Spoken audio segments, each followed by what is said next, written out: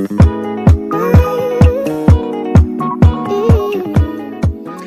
everyone, welcome to my podcast. My name is Jackie K and this is Sipping with Jack. On this episode of Sipping with Jack, we'll be discussing Jay-Z's NFL deal, people urinating on things, and so much more, y'all. Also, we'll be highlighting the cocktail of the day, which is a Watermelon Tequila Slushie. This is a super fun and fruity drink with only 2 simple ingredients: watermelon juice and tequila, y'all. But let's just get into all of this tea. The first story I wanted to talk about was Jay-Z's NFL deal. First of all, I'm gonna be honest, I'm kind of confused why he even did this deal, because the last time I heard about anything to do with Jay-Z and NFL was that Jay-Z just didn't F with the NFL, like, at all. I remember him even saying in a song that "you need me, I don't need you." Okay, that was the last thing I remember really stood out to me about how Jay-Z really feels about the NFL. Like, because if people don't know, basically Jay-Z made that little diss sentence towards the NFL because I think they either A, offered him an NFL like halftime show, or they never offered it to him. Honestly, I don't really know what the tea is. All I just know is that Jay-Z back in the day didn't care about the NFL. Like, he was just like, y'all need me, but I will never need you. So for him to all of a sudden flip, and especially since he did all of that stuff for Colin Kaepernick, he was for Colin Kaepernick, he was for kneeling, like, he was for all of that stuff, and, you know, pro NFL boycotting, to now being like, yo, homie, I'm about to slide in these NFL DMs, get my joint venture, which, you know, is entertainment, social activism, strategist, hookup or whatever, and, get this ball rolling. See, that's the thing that I just do not get. I guess, no, because all of the things I already talked about, how he's been blatantly obvious about, hey, I just don't F with the NFL, to now being like, you know what, NFL homie, I'ma be your black advisor, basically. Basically, that's honestly what Jay-Z is doing. He's being like a black advisor to the NFL. For what? For what? And part of his deal with the NFL, he's going to be helping the Inspired Change initiative that the NFL has to better help the communities, which I see it. I see what you guys are saying. Jay-Z can help. Jay-Z can do his thing. And he can also be, one of the producers for the halftime show. But I'm still kind of confused, the whole thing. What is going on? And honestly, this kind of just moves me over to this is my own personal opinion. And I probably should have put a disclaimer that all of these opinions are my opinions. And I don't want to offend anybody, but this is just how I feel. And this is just how I'm going to lay it out for you, y'all, in this podcast. I don't understand why some big organizations do this. For example, like, when an organization doesn't understand, the LGBTQ plus community, or Asians, or Jewish people, or Hispanic individuals, or Latinas, they don't understand, like, there's a gap with them understanding that target market. So they'll hire someone, such as, an organization that represents these people, or even, consult with very higher individuals within that community to understand, hey, how do I, be inclusive to these people? How do I understand to, market to these individuals, right? The thing that's what confuses me is within the black community, they never go towards the people that they actually need to go to. Like, for example, I remember watching this on CNN where this guy was saying, why didn't they ask the Association of Advancement of Colored People, you know, the NAACP? Y'all didn't call them. Y'all didn't call any person who's a prominent Black individual. Why don't you call on a retired NFL player? Why don't you call one of those people? Or why don't you call on a current NFL player, maybe like even a Russell Wilson, someone who's Black and pretty much helps the community. I would even say Marshawn Lynch, because Marshawn Lynch does actually a lot of good things within the community. But no, you guys go to one person that's highly disconnected. And I'm not saying that to be mean, but Jay-Z is a billionaire. Ooh. Other than that, he's just a billionaire.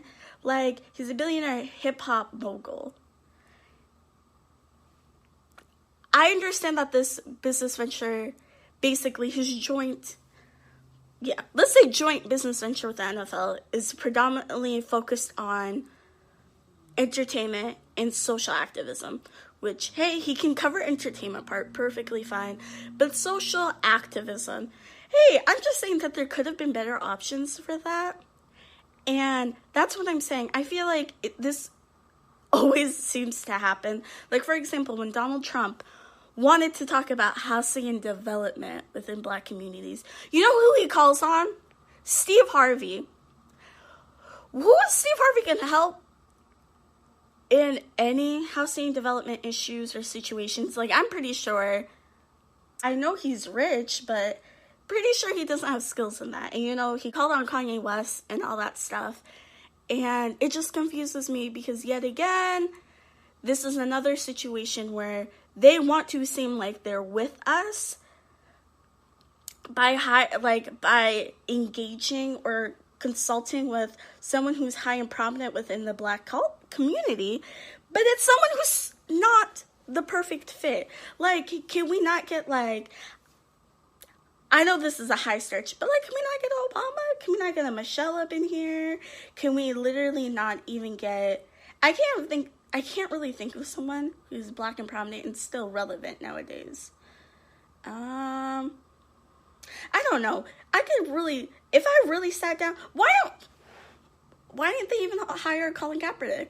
Say, hey, you have done a lot of changes, but I think they're just bitter towards him, so they're never gonna F with him, really. But I think they probably should have hired someone that knows about the NFL, or who's super big in philanthropies. I just don't feel like Jay-Z really is. Like, I feel like he does a lot of social activism, and that's what he's been trying to promote, that, like, we're past this whole kneeling thing and we have to start promoting action, which I think Colin Kaepernick really was able to do. Correct me if I'm wrong, y'all, but I really think Colin Kaepernick, you know, after he lost his job, he donated millions of dollars to Black and brown organizations. He even did the backpack initiative to Somalia, right? Like, Colin Kaepernick was never sleeping on this situation. Like, he literally gave up his livelihood to be able to speak about something. And then you have Jay-Z here, who literally has been vocal about how much he doesn't F with you guys, but then you choose him to represent that department for you guys. I don't know. I guess this is just to save face. But even to save face, I don't even know why Jay-Z would take this deal. But I think, before I say I don't know why, is I do speculate, there might be one reason that Jay-Z did take this deal. If y'all didn't hear, apparently Jermaine Dupri got offered this deal first, which I really think that they were really reaching for anybody, just anybody who was Black to help with this initiative, because I feel like they really don't know how to handle this, and instead of hiring someone who knows Black people and who probably might be educated. And I'm not, dissing any of these individuals because they were able to, come up on their own, help the community, be successful in their field. But it's like, we have actual, like, people. Like, I don't want to say, like, actual people, but we have actual organizations that deal with this stuff. Why didn't you call on any of those people, but you have to have, like, a celebrity within the Black community to do this? I don't know. I think that's just a strategy for themselves, but I think, honestly, people just lazy. Y'all just need to do a little more homework, find someone that could possibly do this for you. Like, I just don't understand why Jay-Z was chosen. Or maybe Jay-Z, had the business connects, because he is a billionaire. And he must be smart, But I digress. Going back to why I really truly think he took the deal. And the main reason I think Jay-Z took it is that this will allow him to, I guess, like, I don't want to say, like, slide his way into owning a team. But let's be honest, he going two-step into getting an ownership deal. I really think so. Because right now, Jay-Z does own the Brooklyn Nets. And I feel like he just wants to put his hand into everything and kind of just grow his enterprise. So I think he might have taken this deal because, A, he's been talking a lot of mad stuff about the NFL. Now he's taking this deal. Now he can be able to get into, like, get cozy in them sheets with the NFL, which I think that's what he wants to do, so he can be able to own a team. And I say all of this is because I read an article about this. I'm just saying, I'm coming with the facts, y'all. So apparently, Jay-Z is seeking a 5% stake within the Pittsburgh Steelers camp, team, whatever it's called. Don't really know sports like that. But anyway, he wants to own a little stake of the Pittsburgh Steelers. Right now, if that does happen, this is projected to be the largest stake to be owned by African American. So even if this is able to go through, like, Jay-Z gonna make, history, because nobody Black owns more than, I believe, like 1% of an NFL team. And I know Venus and Serena, they own a part of the Miami Dolphins franchise. That's what I meant to say, franchise. I don't know why I said team. But they own, I believe, 1% Miami Dolphins. And if Jay-Z is able to get 5%, that means he out here. Like, he's really out here making moves. Do I think he basically sold himself out to better his strategic position? Yeah, I do believe that. But I still want to see, I still kind of want to, sit in the background, still kind of see how this story develops, because the backlash that Jay-Z is getting, I want to see what he does with it. Because Rihanna spoke out, I believe it was Sean King that spoke out, Nas and Jay-Z always had beef, so I'm not surprised that he said something. But I just want to see how this turns out, and what will even Beyonce say? Well, first of all, Beyonce never speaks or talks about anything, which, hey, I love my Queen Bee. She don't gotta say nothing. She a queen, honey. But she's not gonna say anything, for sure. So I kind of want to see how he plays this out. Because at the end of the day, I think this is just a business strategy for himself and no one really else. I feel like it was kind of convenient for him to say, oh, I'm going to be,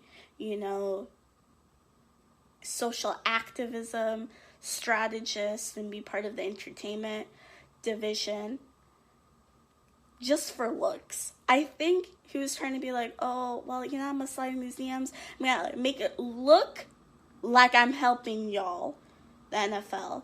But really, I'm just going to purely help myself because I don't know what he does. You know what? This is my prediction. He ain't going to change nothing. I know I said it. I really don't think he's going to change anything within the NFL. And I think we're just going to sit here and see.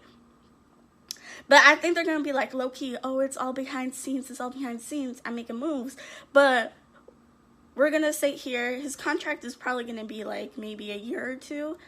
And let's watch. Within that year or two, ain't nothing going to really happen. Ain't nothing really going to change. Because at the end of the day, Colin Kaepernick still don't got a job. So, I'm going to pass it back to you guys.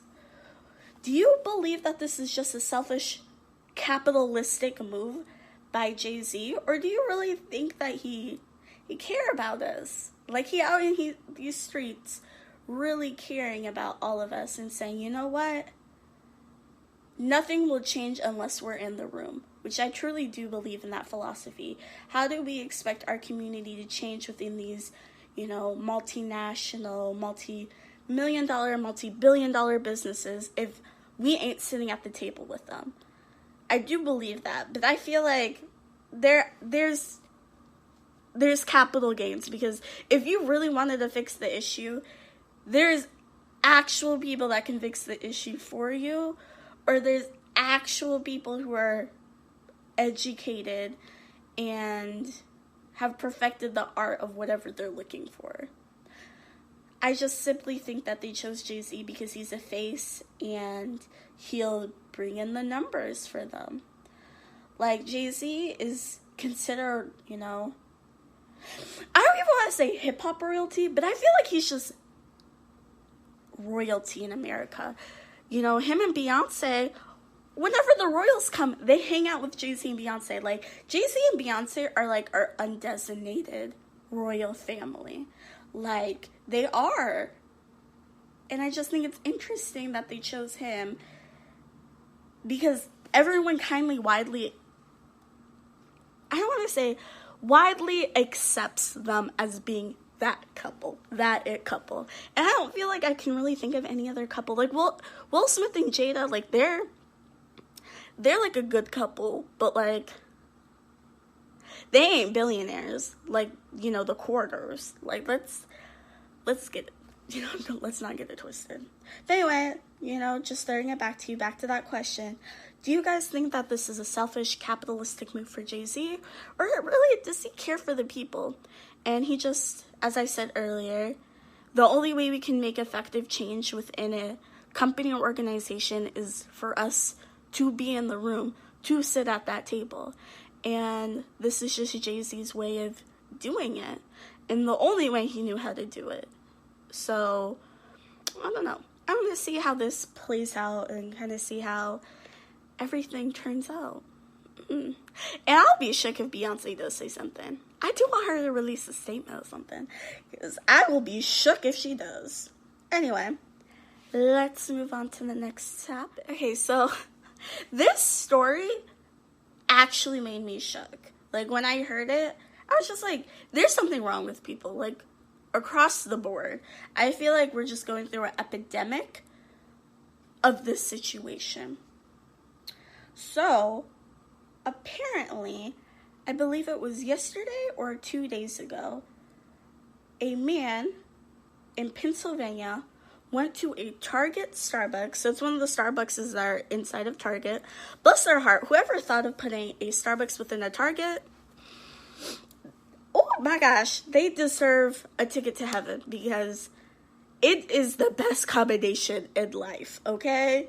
But anyway, so as I proceed, this man walks into a Target Starbucks, and he proceeds to urinate on the Starbucks cups, coffee filters, and even in the employee sink before fleeing the store.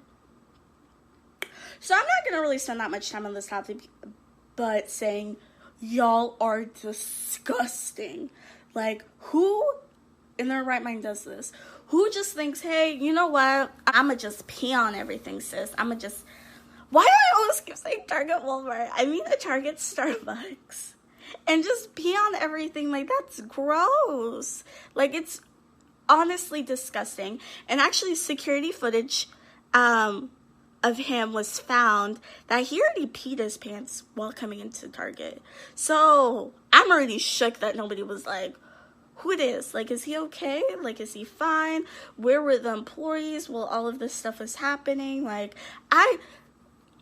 honestly, when I first read the story, I was just like, why wasn't he stopped? Like, why didn't anybody be like, what is wrong with you? Make him stop, blah, blah, blah, all that stuff. But then I realized, would you really actually stop someone when you see them peeing in, like, unconventional situations? Like, I'm like, I don't want to get pee on myself. Obviously, this person is just not clearly in the right state of mind, that I wouldn't do anything. And I completely understand. And I ain't gonna hold anybody against it. Like, it's nasty. And I wouldn't do anything. I would just let that person do what they need to do. And I'm gonna handle the consequences after. So, bravo to the Starbucks employees for, doing what was right for them. But as I was saying earlier, I think this is epidemic because it's happened before. Like, for example, last month, a woman entered Walmart and decided to pee on the potatoes. I repeat, decided to pee on the potatoes. But this woman was actually captured and I believe she was booked. And she's gonna serve jail time, but I don't know what the jail time was or even probation. But all I know, she was captured and caught with her nastiness. And then there was another example where a lady walked into an ice cream store. She didn't lick the ice cream. I know that's what you probably guys thought, but she urinated on the ice cream and urinated on the machines. So, sis, I don't know what kind of physics you're using to pee on everything up in here, but I can collectively, and I'm pretty sure all of us collectively can say, these people are nasty, y'all disgust me, why? Like, that's all I'm saying. Like, what is the point? What is the point of you walking into somewhere and be like, yo, I'm gonna pee on stuff. Watch this. Like, I don't know. Like, in my head, I'm just like, y'all are disgusting. But also, it got me a little freaked out, a little paranoid. Then I'm like, what if somebody did something to my food or did something to, like, my produce and, like, I don't know?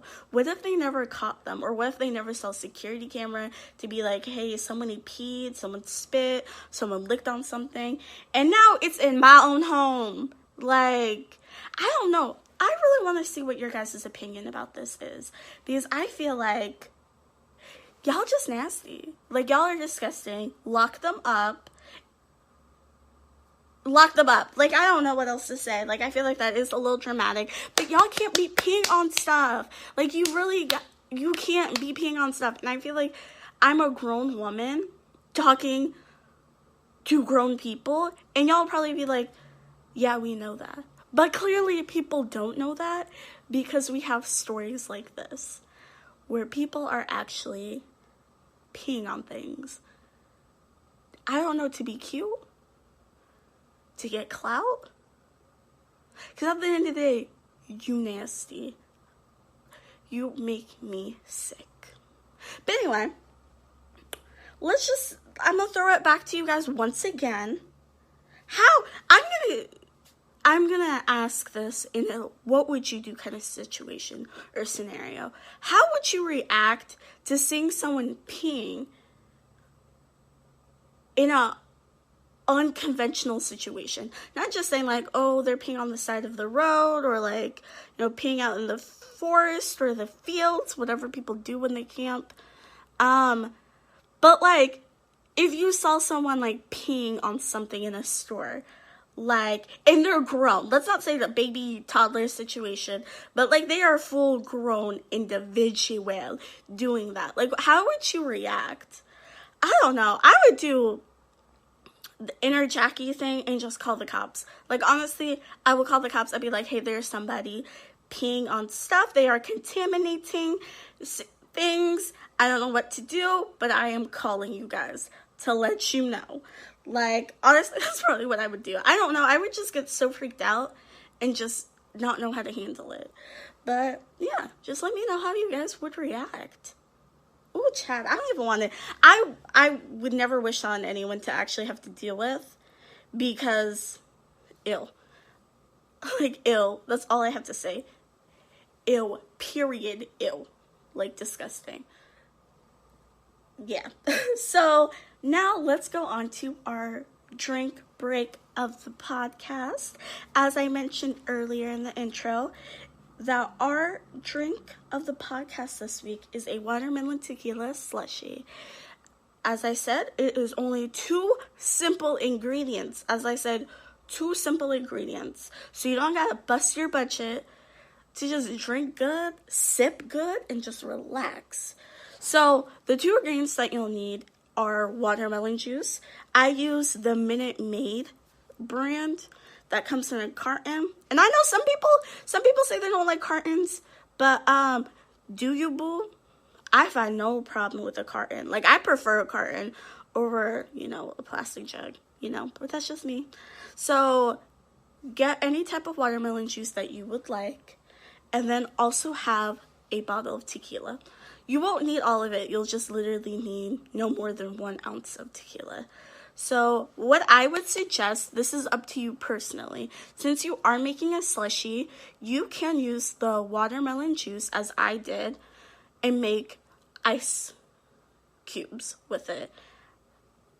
And that would help you be able to not have your drink watered down, since you're already using the juice that you're going to be putting in, to make the slushie. But if you do want to use ice and then put the juice in it, that's your prerogative. Just know that it will get watered down, and it's not going to taste like fruit. It ain't going to taste like that watermelon that you came here for, that we're serving you with. But anyway, let me stop joking around. So anyway, okay, so you're going to have to be able to prepare the ice cubes at least the night before. Just get a simple ice tray. Just fill it up with watermelon juice. Stick it in the freezer, girl. And then by tomorrow, you'll be able to make the slushie. So once you get out the ice cubes, I use about 7 to 6 ice cubes. Or, because each of these watermelon tequila slushies are single serving. This is a single serving recipe. If you want to make it the amount that you want it for a party, just know that you'll need more ice cubes. As I say, I use 7 to 6. My ice cube tray holds about 16 ice cubes, so you can get about 2 good drinks from it. So as you proceed, put those 7 to 6 ice cubes in your little personalized little blender contraption. Put enough watermelon juice where you find the consistency good enough for you. I fill it up just a little under half. Imagine if it's like between like halfway to half full, and then proceed to add 1 shot, which is the equivalent of 1 ounce of tequila in your cup. Blend it up. Get that little happy dance going, because your drink is about to be done. Probably gonna take no more than like 45 seconds. Get it out, pour it in a cup. I prefer to add like just a little splash of lemon juice in it, just to cut through the sweetness. I'm that type of girl. You don't have to add that stuff, but if you do like, just to cut down the sweetness a little bit, add some lime juice, and bada boom, y'all. You are done, and you have your watermelon tequila slushie all good to go. And now, since you guys know how to make it, let's sip on this drink the rest of the show, okay? Okay, so let's move on to the next story, which this story honestly made me laugh, but made me sad at the same time, because people like this actually exist in life.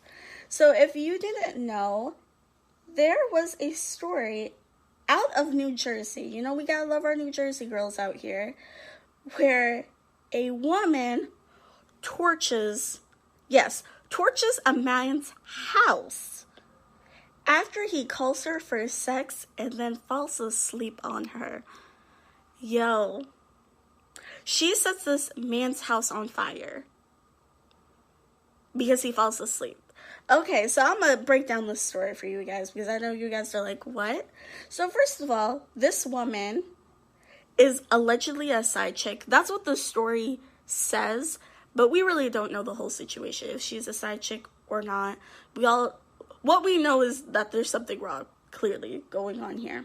So apparently there was this woman, and I will not say her name because I don't know her name. I'm just gonna be honest, the story doesn't say her name. But they do show her face in it, so I'm kind of shook. Why they don't give a name? Girl, we gonna find you. I don't. Okay, girl, somebody gonna find your name. That's all I need. That's all I'm gonna say.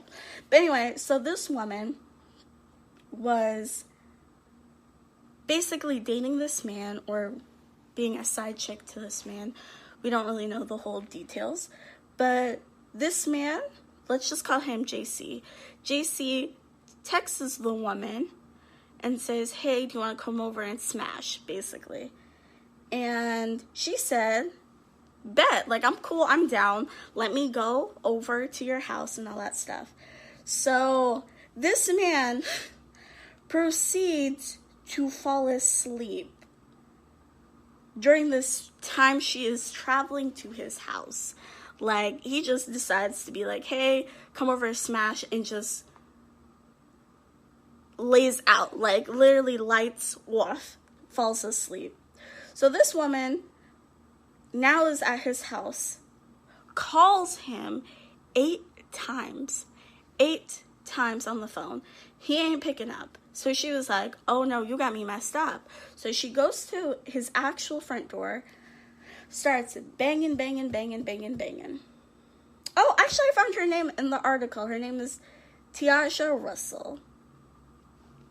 Anyway, so she starts, going to his house, banging on the door. My man's was still asleep, like knocked out. Like, I'm a heavy sleeper, but not that heavy. Like, I'm gonna be real honest. I'm heavy, but, like, if I hear something, I'm probably gonna, wake up. If somebody banging on my door, I'd probably be like, oh my gosh, I'm getting robbed or something. I would probably wake up. But your man did not wake up, sis. He did not wake up. So now this lady mad, like, big mad. And she, like every other woman, decides to text him, you wasted my money to come out here. Yet again, Mance is knocked out, does not respond. Then she proceeds to send a text to say, I see you want to die. Yo, that crazy. First of all, like, hey, if somebody doesn't respond to you or message back to you, then hey, maybe they're asleep, because this is 4 o'clock in the morning. So if you're doing some conductive reasoning, I would probably be like, hey, maybe they fell asleep, because it is that hour to sleep. I'll probably just be like, oh, whatever, they probably fell asleep. Yeah, you wasted my time, you wasted my money for me to come out here. But hey, at least, I can tell you off and just see myself back home, right?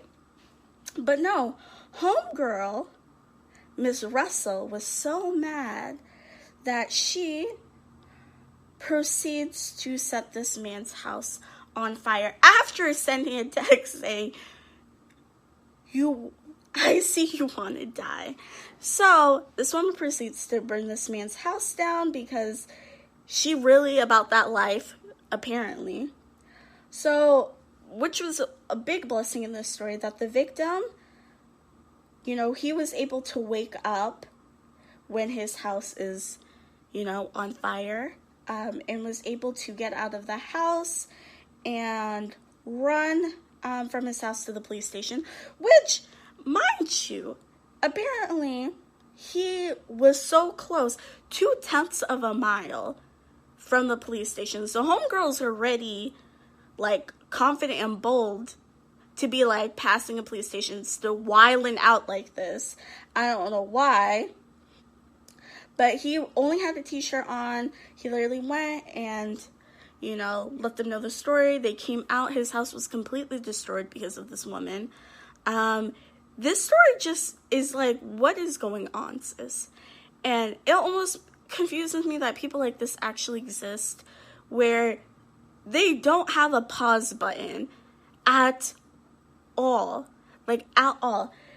For her to be able to call him 8 times and then text him and still not have a time or a pause to be like, hey, let's think about it, sis. What is going on? What are your options? Hey, maybe he's just asleep.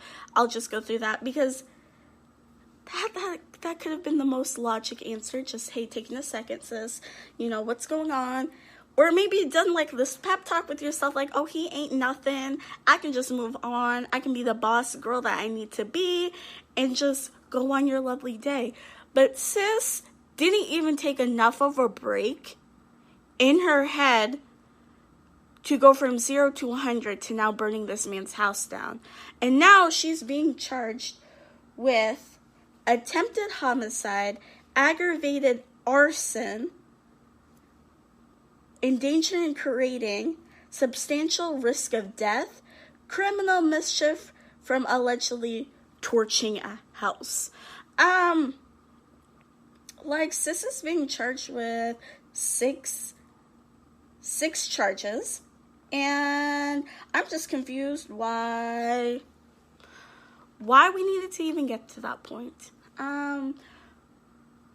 Sis, what is good? Like, and the thing is, what surprises me when I say this is that, how do people function like this? How do you just go wildin', like 0 to 100 real fast, and just don't cover? Well, of course she had some consequences, because now she's in jail for attempted murder. But I feel like there's a lot of people like this that just while out for no reason, when it's not even that deep of a situation to go whiling out for. Like, oh, I'm gonna bring your house down, like all of this stuff. I remember watching a story where this woman who, I guess the story is a little wonky, but her and her alleged man broke up, right? And he got with another woman, and the woman, you know, got pregnant, all that stuff. This woman literally ran over the other girl. Why? I don't know. Maybe she still had feelings for the other man, blah, blah, blah, all that stuff. But it's just like, do people just not know how to regulate their anger, or just emotionally just understand that, hey, this is not that deep to die over. This is not that deep to risk someone else's life. Or it's just not that deep. Like, honestly, it is just not that deep, and it scares me, truly. The thing is, as I said earlier, this story makes me laugh, but also makes me sad, is that, like, this was such a stupid reason. Like, homegirl, he texted you in the middle of the night to come over to hook up, right? That's where the ridiculous story comes from, because this is just a side chick. That's what the story says, you know, a hookup buddy. But, like, this man doesn't even owe you that much. Like, no offense, he doesn't owe you that much. But then you proceed to burn his house down. For what? Like, for what? Because he just didn't message you back? Oh my gosh. Girl. And this is going to be a PSA warning for all these girls out here who think they can go 0 to 100 or have a bad attitude to think it's cute. It is not cute, because you're setting yourself up to be one of these crazy girls who's going to be out here who can't emotionally handle a lot of things, burn someone's house down, or hit somebody with their damn car. Like, I don't know. This story just, like, honestly blew my mind when I heard this, because y'all, stop what you're doing. You know, if you think you're gonna go 0 to 100 real quick, just for 5 seconds, take a pause and be like, hey, is this the best decision I'm doing? Could it be handled in another way? Or could I just talk this out? Like, what do I need to do for myself not to hurt myself or to hurt someone else for no reason? I don't know. Like, this is just so interesting. Just an interesting story. So I want to throw it back to you guys to see, what are your guys' thoughts about this whole situation? Do you think Like, honestly, just in general, like, I don't feel like I have a real, you know, target question for this. But what do you guys think about this whole situation? Like, just in general. Like, do you guys think that this is just completely a sad situation, that homegirl just needed 5 seconds to realize, or just, I don't know, this almost makes me think, like, where is society going, that I'm like, that people think that this is okay to do? Like, I don't know. Just, what do you guys think?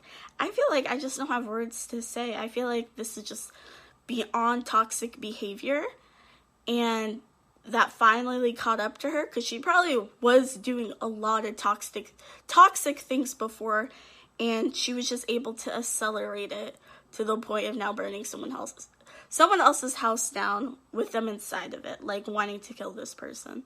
Like, ooh, my child, girl. I don't know. Just interesting. So, yeah, just leave in the comment section. What do you guys think? What do you guys think about this whole situation, about this woman who is a alleged side chick going to her, you know, side dude's house and burning him and attempting to murder him at the same time? Damn. I don't even know what else to say about that. So, winding down the show, I hope you guys liked all the topics, and I'm gonna talk about one more topic, which I call this my Triggered Trish story of the podcast. This is just a story that literally has irked me to the point where I need to now talk about it, and I want everyone else to hear how mad I am about it. Like, honestly, that is just what I'm doing with this section of the Trigger Trish, you know, story of the podcast, because this story actually makes me really heated, really mad, and I want to see, like, if anybody else is feeling the same way I am, or maybe I'm just a little too emotionally invested. But let's see, okay? So this story that I'm going to talk about is how Selena Gomez and Francia Rizza are no longer friends. If some of you guys don't know, Selena Gomez, about 2 years ago, had to undergo surgery to get a kidney transplant. And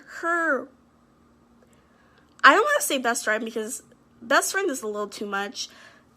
I'm going to say her really good friend, Francia Rizza, decided to donate her kidney to Selena Gomez. Wow. Mother Teresa status there. I'm going to be honest. She did something very selfless and wanted her friend to become healthy and better. The problem with this story is that I knew Selena Gomez hustled that girl out of her kidney. Literally hustled her out of that kidney. Bamboozled her. They manipulated her to get that kidney. And I know some of y'all are like, no, nobody can really do that. Look at them right now. They are no longer speaking. They are no longer friends.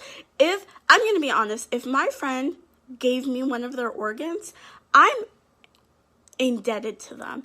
I will literally truly be forever grateful, because they are added years to my life that I never was able to get that on my own. Like, they had to help me out. Like, and I will always be super grateful for them. But for now, Selena and Francia, they ain't even friends no more. That conversation over. That conversation dead. Which makes me think that Francia saw the real tea and saw that she was just being hustled and manipulated out of that body part. I'm going to be honest. And as I said, these are my opinions, and my opinions might offend people. I'm sorry about that. I apologize for that. But hey, it's life. So anyway, as I said, I didn't really believe Selena Gomez. Kind of, I don't know. I just felt like she manipulated her to get that kidney out of her. And the thing is, why I know that she did was that the way that Selena Gomez acts now literally showed that she did not care before. Recently, there's been pictures out of Selena Gomez drinking wine, going to clubs, New York hotspots, just living her best life, Selena. But if you remember, Selena Gomez has an autoimmune disease, which I'm not saying that you can't go out, live your best life, but she has lupus. And she was trying to say her lupus ran down her kidney. Basically, there was complications, so many complications in her body, that her kidney was just like, peace out, like, I can't do this anymore, which I really don't believe. I believe that Selena Gomez was a avid drug user. She was dating The Weeknd, which I don't put that past someone who is dating someone who takes a lot of drugs to not partake in that, partake in their activities. I know there might be some people who are not about that life, but you either are enabling that person or you're partaking with that person. You know what I'm saying? Let's just be honest. So anyway, she was in and out of rehab before, and I know she was trying to say rehab was just for her depression, anxiety, blah, blah, blah. I know that might be real, but there was also a lot of substance abuse issues. Selena Gomez would pop a lot of pills. She had alcoholism. There was a lot of issues that Selena Gomez had before her kidney, kind of ran itself down. And for her to be able to get a kidney from somebody else, which also I heard she was trying to get a kidney from The Weeknd, but The Weeknd didn't give her the kidney, and, he got out real fast and started dating back, Bella Hadid. But apparently they're not together anymore, so I digress. Anyway, so for her to, get this kidney from someone who's a really good friend, and continue with the same behavior that brought her to the point of her losing her kidney again is literally a slap in the face.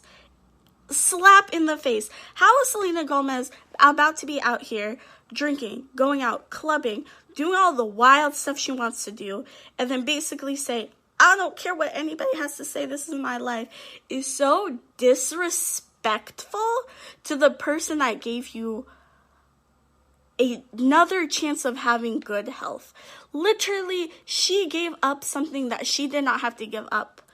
Now her body is in a situation where they have to function with one kidney when they didn't even have to deal with that. They could have had 2 kidneys and been living their best lives. But, Francia, I have so much compassion for her because she has to live with this, knowing that you helped out a friend and your friend literally can give no cares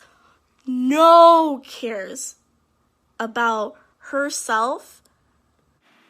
Yet again, I just think this is beyond selfish for Selena Gomez to do, especially to her apparent best friend, Francia. Child, my blood pressure is booming. I don't know, for me, I just can't fathom of ever doing this to someone and be able to sit with myself and be 100% okay, knowing that your friend is putting her health in jeopardy by giving you her kidney, which, mind you, she didn't have to give away, to her friend who doesn't care, who's out here drinking and partying and just saying, hey, whatever, I don't care, I'm sick and tired of feeling indebted to you, and I'm just doing what I want to do. It's just so, child, when I say this bothers me, this truly bothers me. But I'm going to throw it back to you guys one more time. How would you react if you gave your friend, let's just say a friend, let's not say a family member or a significant other, let's just say you gave your friend a kidney and they responded in this way? I wouldn't even know what to do. Honestly, as I said earlier, God is working on my heart. But sis is going to throw some hands. I'm going to be straight up honest because I feel like this is just the height of disrespect. the height of just like, I don't care about you or myself, and that just really bothers me. But I don't know. But to end on a lighter note, I want to thank all you guys for listening in and just tuning in to listen to Sipping with Jack. This is my first podcast, if I can speak, y'all. But there's going to be more stuff coming on the way, more topics, more theories, just everything and anything, as I said before. But I want to thank you guys again, and you guys enjoy your day.